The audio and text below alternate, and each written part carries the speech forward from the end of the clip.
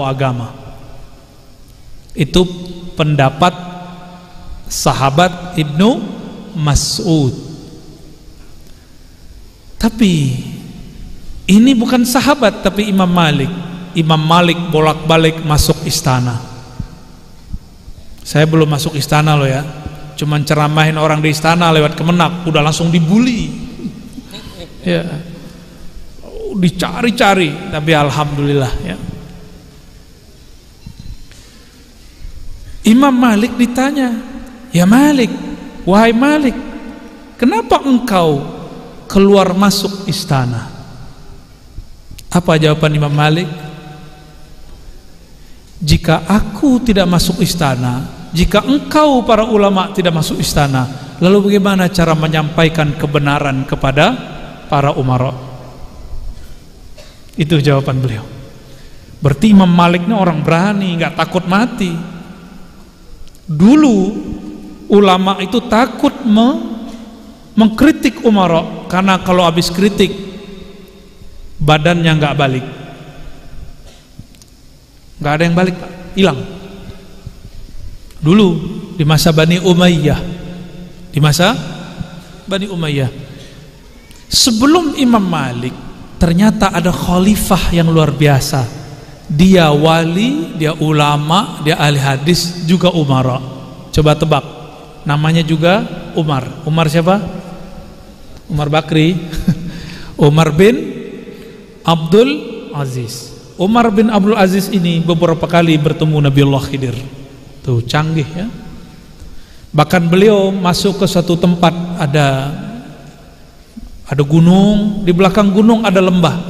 Sampai di lembah dia mendengar ada orang berbicara, tapi orangnya tiada, sosoknya tidak tampak.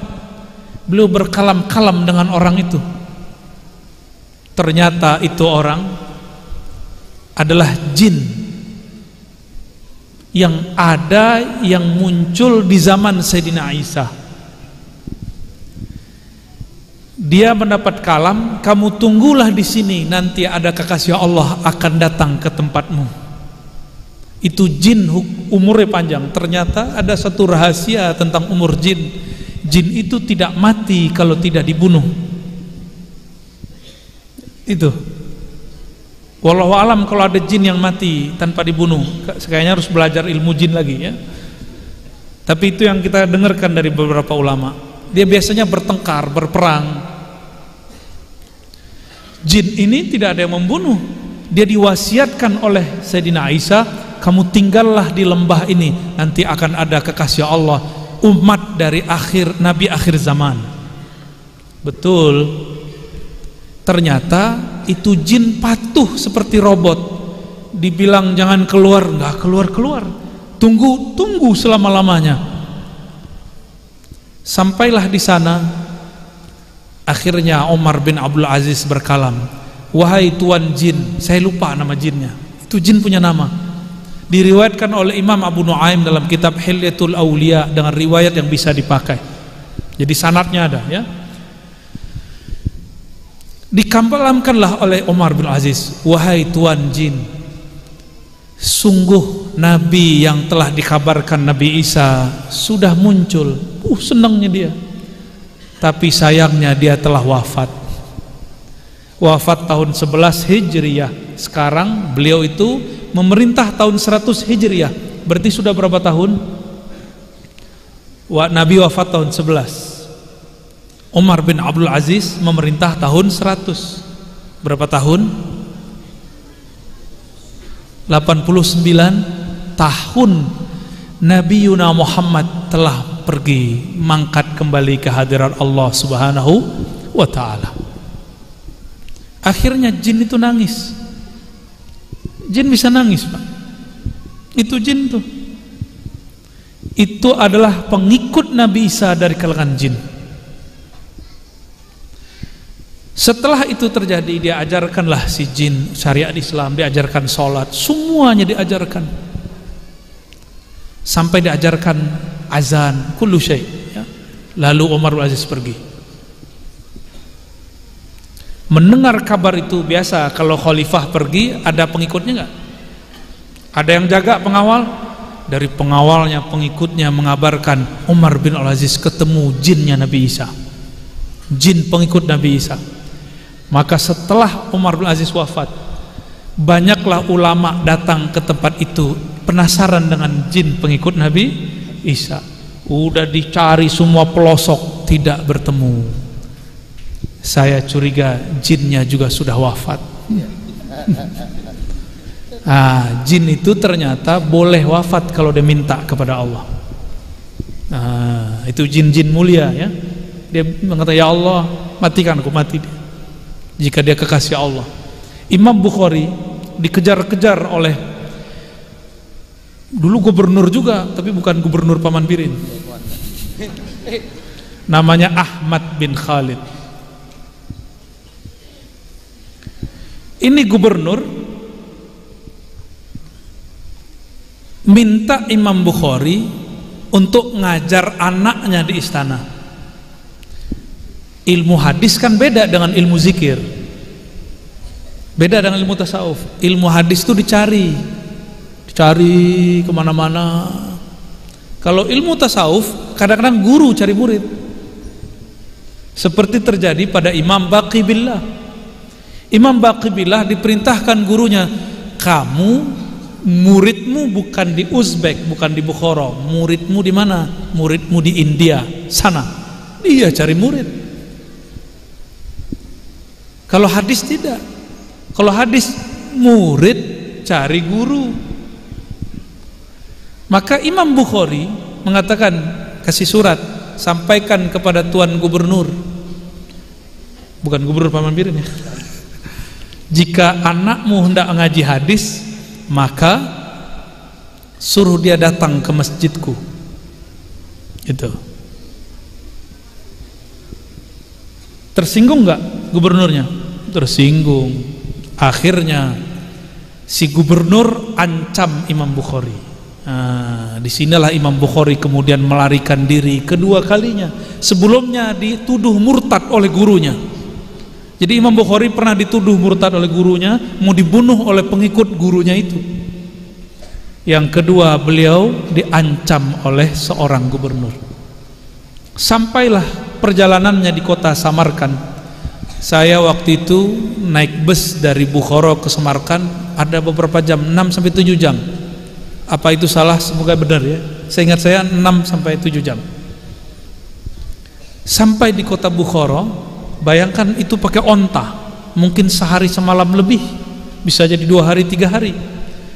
Setelah sampai, beliau kemudian bukannya ingin buka majelis, Imam Bukhari mengatakan, ya Allah, sudahlah, aku sudah lelah dikejar-kejar, malam ini tolong jemput nyawaku. Meninggal di malam itu. Nih, kalau wali Allah boleh minta mati Pak, kalau belum jadi wali jangan minta mati ya. Ya, ada yang belum wali kan? Orang-orang kayak kita ini kan belum jelas Pak. Jangan coba-coba minta mati ya. Itu cerita kisah hakiki yang terjadi di zaman-zaman sebelumnya. Tapi ingat bahwa itu terjadi di abad pertama Islam dan kedua. Di zaman itu hubungan ulama dan umara tidak harmonis. Apa kata ulama dulu? La tatruku babal umara, jangan pernah datang ke pintu-pintu penguasa. Gitu. Jika engkau melihat ahli hadis masuk ke rumah-rumah penguasa, maksudnya istana-istana, fattahimuhum, maka tuduhlah dia, hati-hatilah terhadapnya. Ingat, ini bukan hadis, ini perkataan ulama abad pertama dan kedua. Ternyata di abad kedua, di ujung abad kedua, Imam Malik tidak mengikuti kalam itu. Beliau kemudian datang ke istana-istana, ke rumah-rumah para pemimpin. Berarti ulama salaf berbeda manhaj mengenai sikap hubungan antara ulama dan umara. Beda cara. Gak usah jauh-jauh. Negeri Banjar, ulama yang sampai sekarang harum namanya, dan Imam Ibnu Athaillah mengatakan tiadalah seorang dikenal wali kecuali izin Allah mengatakan bahwa dia benar-benar wali. Itu terjemahan bebasnya, ya. Jadi kalau ada orang dimasyhurkan sebagai wali, memang sudah izin dari Allah Subhanahu wa taala. Dan adakah yang syak mengenai kewalian Datuk Kalampayan? Ada enggak? Beliau sejarah hidupnya besar di istana. Benar. Besarnya di istana. Belajar Quran di istana. Tuh udah beda lagi dengan Imam Bukhari itu. Kemudian beliau yang nama kecilnya Sayyid Ja'far. Sayyid Ja'far ini dibeasiswakan belajar nyantri di Makkah. Benar. Siapa yang kemudian membiayai? Kerajaan, kesultanan. Pulang-pulang jadi ulama, jadi wali, jadi ulama. Makom kewaliannya kemarin kita sudah baca malam tadi, ya, kitab Kanzul Ma'rifah. Kita baru baca 2/3 guru, ya. Alhamdulillah, tabarukan, ya. Bukan mengajarkan tapi sekedar membedah, ya. Berarti sejarah negeri ini, hubungan umara dan ulamanya baik. Sebelum ini di Aceh ada Samudra Pasai, ada kerajaan Aceh, macam-macam, ya, sampai kita lupa namanya. Setiap raja ada Syekhul Islam sebagai mufti dan penasihatnya, selalu ada. Berarti negeri ini dulu dibangun dengan kemesraan ulama dan umara, ya. Tapi boleh nggak ulama beda umara? Boleh nggak? Boleh, tapi kayaknya bukan guru. Saya punya mursyid Thariqah Samaniyah, dulu pengkritik di zaman Soeharto. Khutbah siang hari, malam hari dijemput tentara. Tapi si tentara jadi muridnya. Jadi cuma 2 jam 3 jam pulang, diantar pulang. Cium tangan. Ulama pemberani. Lalu kita datang kepada salah seorang guru kita. Guru kita mengatakan, ulama mesti melangkul umara. Ternyata ini diambil dari kalam Imam Malik. Tapi kalau beda coblosan boleh nggak? Boleh nggak? Saya mau tanya, di zaman Nabi ada nggak orang nyoblos? Nggak ada. Berarti ini tidak diatur oleh agama, kan? Ya. Kenapa sekarang ada orang menganggap beda coblosan beda iman? Ini akan terjadi lagi, dan saya takut 2024 ini tambah parah. Maka saya berharap para habaib, para ulama, mohon umatnya didewasakan, dikuliahkan bab Ahlus Sunnah wal Jamaah mengenai tentang siyasah. Apa kata Imam Al-Juwaini dalam kitab Al-Ghiyasi? Jika dalam bab ibadah, bahkan dalam bab akidah ada mazhab berbeda-beda, apalagi dalam bab muamalat. Jika dalam bab muamalat orang berbeda-beda, apalagi dalam bab imarat, bab siyasah. Lalu kapan muncul orang-orang yang kemudian menganggap beda politik, beda iman? Itu terjadi setelah Sayyidina Ali mengalah dari Sayyidina Muawiyah. Orang yang tadinya simpatisan Sayyidina Ali, ingat-ingat, nih hati-hati nih para pemimpin, para guru, para ustadz. Orang yang senang sama kita sekarang belum tentu senang sama kita selamanya. Dulu puja-puja Sayyidina Ali, Ali karamallahu wajha. Ketika Sayyidina Ali ngalah, apa kata kelompok ini? Ali berhukum bukan dengan hukum Allah, fahuwa kafir. Ali dikafirkan oleh simpatisannya. Sekarang terjadi ya.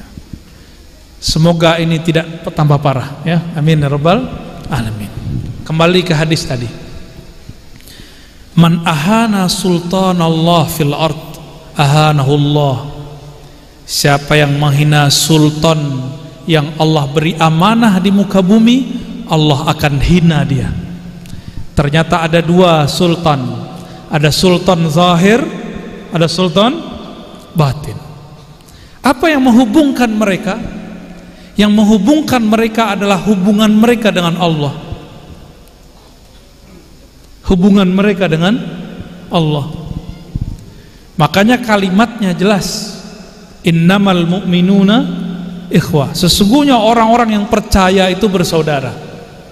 Masa kita cuma beda politik kemudian berbeda? Dan ada satu hal yang penting saya sampaikan. Seorang ulama butuh tameng dalam dirinya supaya tidak menjilat kepada umara. Umara perlu tameng dalam dirinya supaya tidak menjadi pencitraan. Apa tameng itu? Itulah yang dikatakan dalam hadis qudsi, la ilaha illallahu hisni. Siapa yang melazimkan baca la ilaha illallah, dia telah mendapatkan bentengnya Allah Subhanahu wa ta'ala. Kita usut-usut ulama-ulama yang pemberani dari dulu, tidak takut kepada umara, seperti Izzuddin bin Abdi Salam. Ternyata sir di dalam kalbunya adalah zikir la ilaha illallah. Dalam hatinya ada makna, tiada yang berkuasa kecuali Allah, tiada yang abadi kuasanya kecuali Allah. Kalau presiden paling cuma 5 tahun, gubernur paling cuma 5 tahun, syukur-syukur terpilih 2 kali 10 tahun, tapi Allah tidak pernah berhenti kuasanya. Ini penghubung mereka. Itulah sebabnya kenapa umara yang di dalam hatinya ada nurullah, nur Muhammad Rasulullah SAW, juga tahu, aku harus punya tameng ini karena kekuasaanku cuma 5 tahun tambah 5 tahun atau cuma berapa tahun. Ada yang sebelum 5 tahun sudah turun, ya benar. Jika dia beres kalimah la ilaha illallah di kalbunya, maka sang ulama wali Allah, sang umara pun wali Allah, baru sah disebut sultanullah. Sultannya Allah. Jadi pencirian sultan di kalbunya bertahta nama Allah Subhanahu wa ta'ala, bahwa yang sebenar-benar berkuasa dalam dirinya hanyalah Allah.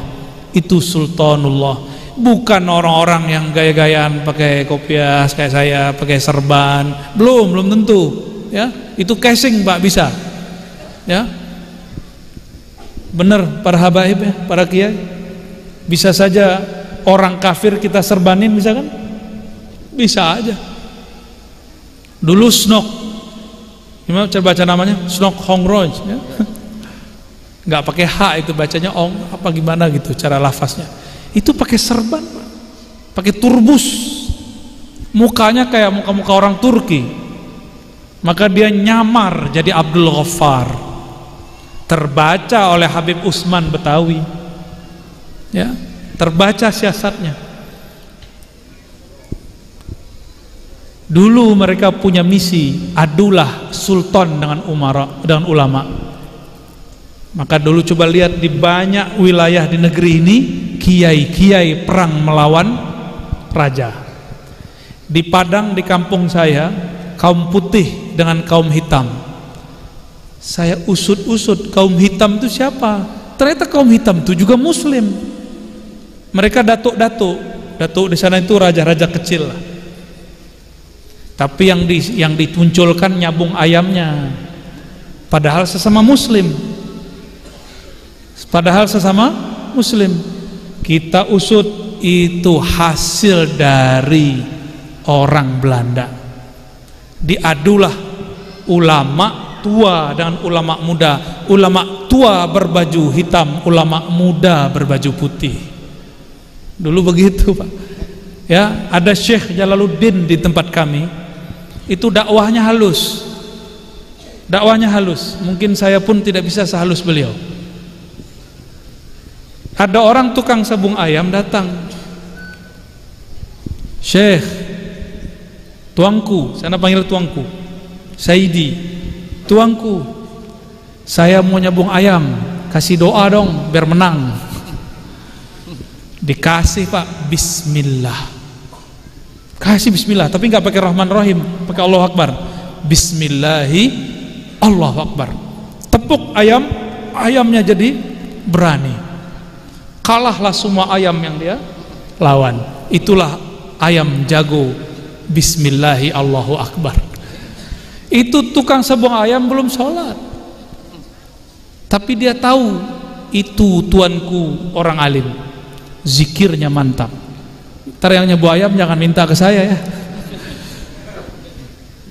Besok ulang lagi pakai bismillah Allahu Akbar, tapi tidak bekerja. Ayam jagonya kalah karena dia salah. Seharusnya dia salaman dulu dengan tuangku yang mahal itu salamannya ya. Akhirnya sorenya dia datang, tuangku Syekh Jalaluddin, saya sudah baca bismillah Allahu Akbar hari ini tapi kalah. Oh, ada kurang satu. Apa kurang? Zikir syahadat. Gimana cara bacanya? Ayo, jabat tangan, baca syahadat Pak. Asyhadu an la ilaha illallah, asyhadu anna Muhammadar Rasulullah. Diterjemahkan, masuk Islam lah orang itu hari itu. Dia nyabung ayam lagi? Enggak, sudah nangis Pak, udah lupa dengan sabung ayam. Begitu mereka halusnya. Kalau saya nggak berani begitu. Ya. Mereka disebut kaum padri awal, sampai kemudian muncul kaum padri yang mudah ya. Jadi siapakah yang disebut sultan? Orang yang di dalam kolbunya bertahta nama Allah SWT. Dan dalam kitab yang kita baca malam tadi, Syekh Muhammad Arsyad Al-Banjari mengatakan, jika engkau baca la ilaha illallah seperti tadi, itu kan indah itu ya. Itu orang kalau di kolbunya ada nama Allah pasti merinding. Kalau enggak cuma bagus ya suaranya, tapi gitu doang, nggak ada hunjamannya di kolbu ya. Kata beliau, orang baca la ilaha illallah, dia mesti meyakini di kolbunya bahwa alam semesta ini tiadalah hakikatnya kecuali diwujudkan oleh Allah Subhanahu wa ta'ala. Tapi itu bahasa halus. Ada bahasa yang lebih vulgar lagi. Saya dulu belajar Thariqat Syattariyah. Saya tanya kepada guru, supaya zikir la ilaha illallah ini mantap di thariqat ini, paling ujung, paling mantap, paling cepat merasakannya bagaimana? Ini boleh dipakai ya, karena ini sudah ditulis di kitab-kitab. La ilaha illallah. Ini jangan salah paham, ini pelan-pelan kita terjemahin. La ilaha, meniadakan tubuh kasar. Illallah, hanyalah Allah di dalam batin. Masih kurang paham kan? Nah, kita tambahin lagi penjelasannya. La ilaha, tiadalah daging, tiadalah tulang, tiadalah darah, tiadalah rambut, tiadalah kulit, tiadalah tubuh, tiada, habis. Illallah, kecuali semuanya itu diciptakan, dihembuskan oleh Allah Subhanahu wa ta'ala. Gitu. Sehingga ketika kita berzikir la ilaha, terpandang tubuh yang kasar, illallah dihunjamkan ke dalam kolbu, barulah bertahta nama Allah. Orang yang seperti ini, dia tidak akan menyekutukan Allah lagi dengan air, tidak akan menyekutukan Allah lagi dengan makan, atau asbab air dan makan, yaitu duit. Karena la ilaha illallah. Tapi ada yang salah faham. Apa kata mereka? Tiadalah daging, tiadalah tanah, tiadalah apa? Urat, tiadalah darah kecuali Allah. Tubuhnya jadi Allah. Ini pelajaran awal ahlu sunnah aja salah itu. Di akidah Ahlussunnah, Allah laisa bijismin, Allah bukanlah jisim, laisa kamislihi syai'. Maksud tuan guru kita dulu, tiadalah ada dagingmu, tiadalah ada darahmu, tiadalah ada kudrat iradatmu kecuali dengan Allah Subhanahu wa ta'ala. Bukan jadi Allah pian. Ya. Namun ada orang lagi sakar mabuk, dia tidak, yang dia lihat hanya Allah, tapi orang melihat dia menyebut dirinya Allah. Itulah yang terjadi pada guru Abdul Hamid, ya, Abulung, ya, ya Syekh Siti Jenarnya Banjar kan beliau, atau Halatnya Banjar. Bagian akhir yang mau saya sampaikan. Tapi ini nggak tahu panjang apa pendek nih. Mau panjang apa pendek? Ya. Allah berkalam kepada baginda Nabi Muhammad sallallahu alaihi wasallam. Kul ana basyarum mithlukum. Katakan hai Muhammad, aku, ini Allah yang perintah, aku adalah bashar, manusia yang sama, mislukum, seperti kamu. Hati-hati, banyak orang titik di situ, akhirnya dia mengatakan Muhammad sama aja dengan kita, ya. Ini hati-hati, yang mengatakan itu kalau nggak orientalis, kalau nggak kelompok ekstrim yang mengharamkan maulid Nabi, ya. Kelompok apa? Antum lebih tahu, ya. Ya. Apa? Hantu Banyu. Horor sekali guru. Itu penamaan dari guru tuh, ya. Jadi ada kelompok, kata guru, yang suka membid'ahkan maulid sama zikir barusan. Namanya kelompok Firqah Hantu Al-Banyuwiyah. Itu bukan saya loh yang ngomong, ya. Ya. Hantu Banyu. Ini jarang saya sampaikan. Beberapa waktu lalu kita sowan ke Abah Lutfi. Abah Lutfi, pimpinan Thariqah Jatman, Sayyidul Mursyidin. Apa kata beliau? Salah satu cara menghancurkan kerohanian Islam hari ini, menghancurkan agama hari ini adalah mengatakan Nabi Muhammad sama dengan manusia. Padahal ayatnya belum selesai. Ini beliau pesan, maka semua habaib, semua masyaikh, para kiai beliau mengajak, mari hidupkan mahabbah kepada Nabi, baru sholawat. Ma'rifatun Nabi dulu, baru sholawatun Nabi sallallahu alaihi wasallam. Kenapa sholawat tidak berkesan di kolbu? Karena kita belum mengenal siapa yang disolawati. Kenapa ziarah kubur tidak terasa berkesan? Karena kita tidak kenal siapa yang diziarahi. Kenapa kita nggak hormat kepada orang? Karena kita tidak kenal apa yang di dalam kolbunya. Maka jangan berhenti, ya. Maulid Nabi terus hidupkan. Hidupkan terus. Kul innama ana basyarun mislukum. Ada kalimat berikutnya, yuha ilayya, diwahyukan kepadaku. Apa yang diwahyukan kepadaku? Bahwasannya la ilaha illallah. Itu yang kita zikirkan dari tadi. Apa maksud ayat ini? Ada makna tersirat. Betul, kalian akan menyamakan Muhammad seperti manusia biasa kalau kalian tidak masuk nama Allah di dalam kolbu. Orang akan menganggap Nabi Muhammad sama dengan dirinya jika nama la Allah, lafaz la ilaha Allah tidak bertahta di dalam kolbunya. Itu makna pertama. Makna kedua,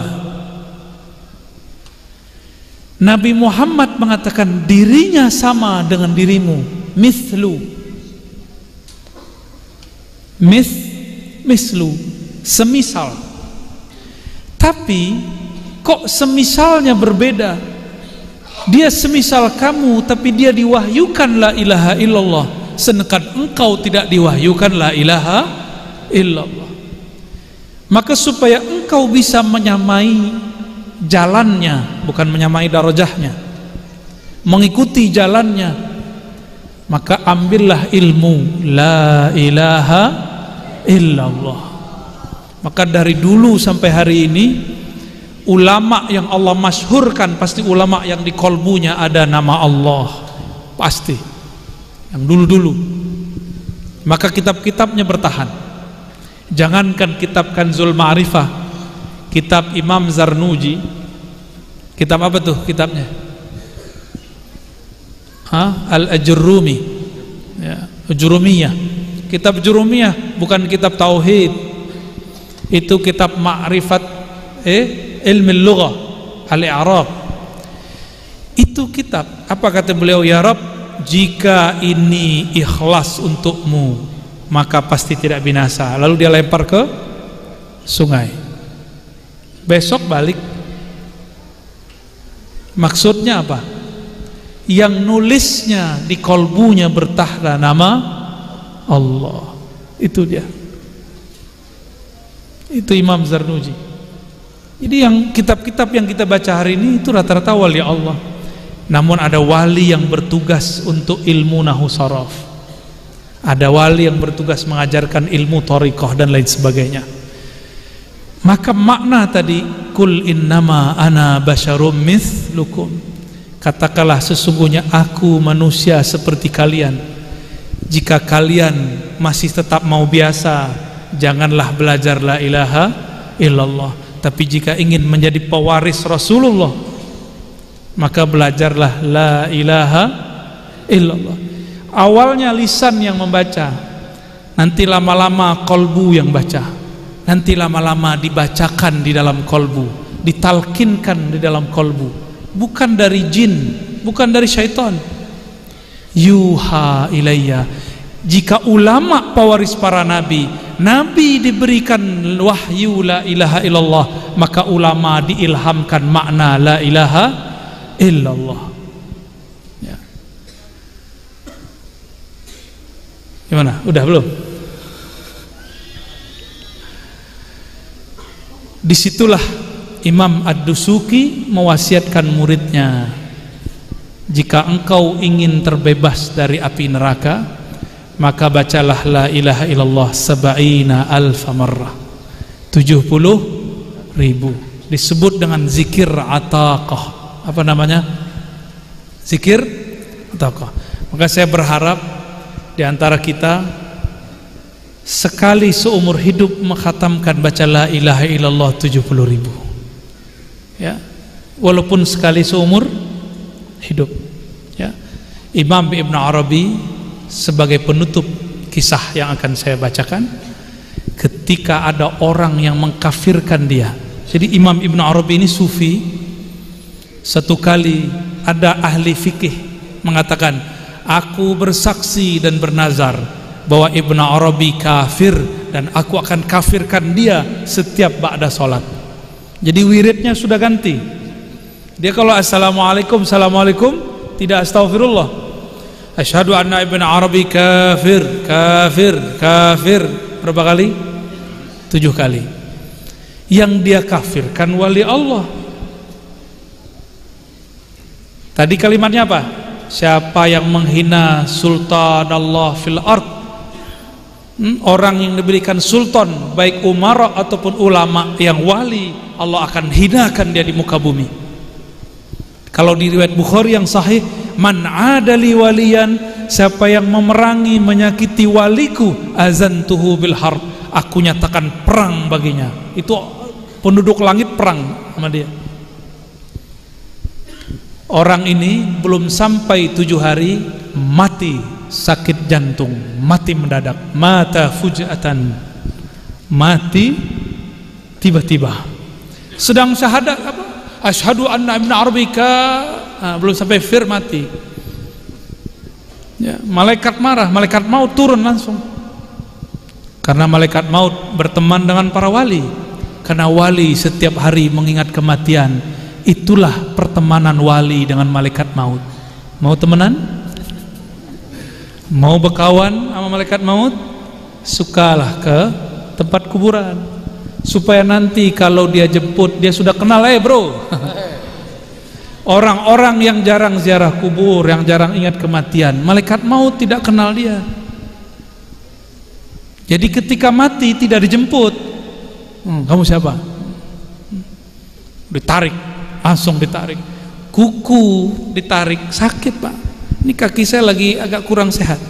Itu cuma sedikit, di bawah kulit, di bawah jalan sakit. Kita keluarkan kulitnya sakit. Bayangkan jika yang keluar ruh. Ini orang lupa sama itu, yang mengkafir-kafirkan Ibn Arabi, bahwa Ibn Arabi setiap hari berteman dengan malaikat maut karena dia ingat mati setiap hari. Dan Ibn Arabi hampir setiap hari ziarah kubur. Nih, siapa yang kolbunya keras, ziarah kubur. Kubur siapa yang paling yang mengena di kolbu? Kubur yang kita kenal. Sebelum ziarah kepada ulama, ziarahlah kepada orang yang dekat, orang tua. Rasakan di situ pasti nangis atau minimal sedih. Baru ziarah ke Datuk Kelampayan. Ini ziarah ke Datuk dulu, baru ke orang tua itu setelah balik. Ya, sebelum ziarah ke ulama, ziarah dulu ke orang tua. Syukur-syukur orang tuanya ulama, dapat 2 derajat. Ya. Ibn Arabi dapat kabar orang yang menuduhnya kafir mati. Ternyata Ibn Arabi punya hizib. Hizibnya kalau dibaca, orang yang nyerang dia mati. Bukan hizib Nasar, bukan. Dia punya hizib sendiri. Tapi siapakah yang pertama kali mentakziahi di karangan ulama? Bukan tetangganya, tapi Ibnu Arabi. Bukan pengikutnya, bukan pengikut orang yang mengkafirkan Ibnu Arabi, tapi Ibnu Arabi yang pertama datang. Semua kaget. Orang yang dikafirkan almarhum apa almalun, belum jelas statusnya. Dia diziarahi, ditakziahi oleh Ibn Arabi. Ibn Arabi datang ba'da maghrib, tidak beranjak sampai jam 4. Apa yang dia baca? Dia putar tasbihnya. Afdhalu dzikri la ilaha illallah la ilaha illallah, terus sampai khatam 70.000. Ternyata Ibn Arabi dikasyafkan Allah, orang itu wajahnya hitam. Wajahnya hitam hancur. Hancur kayak seperti kena bisul, hancur wajahnya. Tapi setelah dibacakan la ilaha illallah 70.000 kali, kering dan tidak bau. Maka wali-wali Allah tidak pernah dendam. Ya, guru-guru mulia kita tidak pernah dendam sama orang yang bencinya. Benci-bencilah. Imam Bukhari tidak pernah dendam kepada Gubernur Ahmad bin Khalid. Tidak pernah dendam. Dengan ini saya menyarankan diri saya sendiri dan kita semua, mari menghidupkan zikir la ilaha illallah. Tapi jangan lupa setiap 100 kali sholawat. Kalau tidak, badannya panas, terbakar, rasanya terbakar. Ya, zikir itu fihi hararah wa ilajuha as-salawatu ala nabi sallallahu alaihi wasallam. Penawarnya adalah salawat kepada Nabi. Udah salawat masih terasa panas, maka berkunjunglah kepada zuriat Nabi atau ulama pewaris para Nabi. Nanti dia adem sendiri. Ya, itu caranya.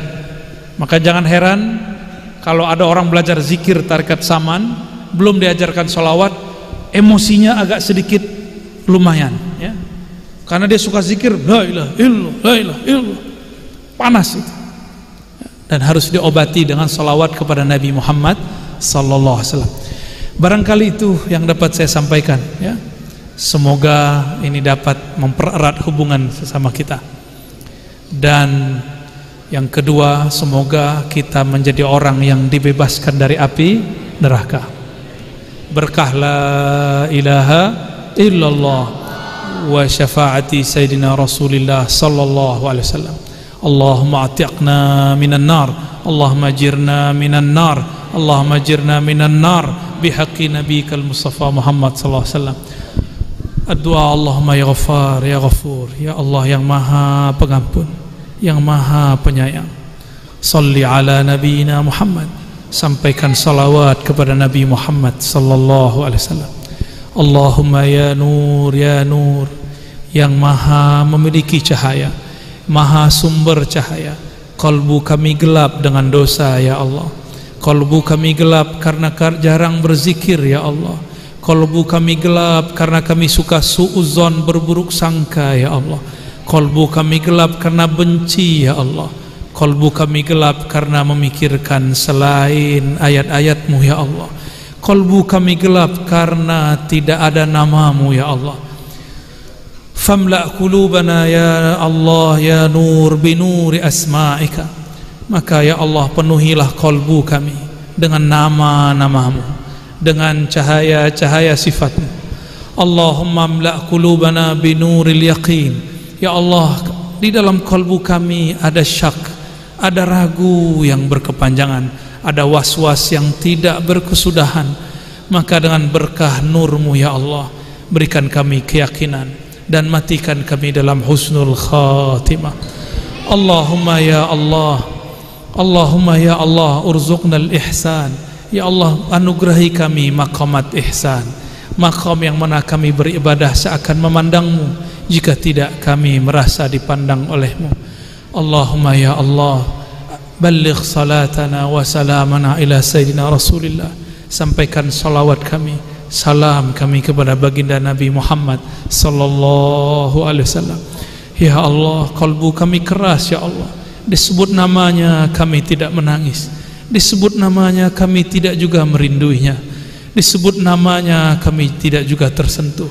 Maka ampunkan ya Allah kalbu kami yang keras ini. Tetap sampaikan juga ya Allah salawat kami yang kurang ikhlas ini.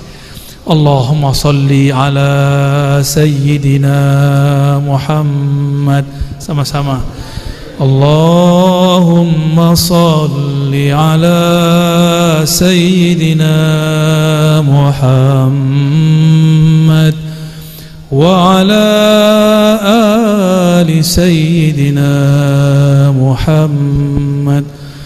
Allahumma salli ala sayyidina Muhammad wa ala ali sayyidina Muhammad.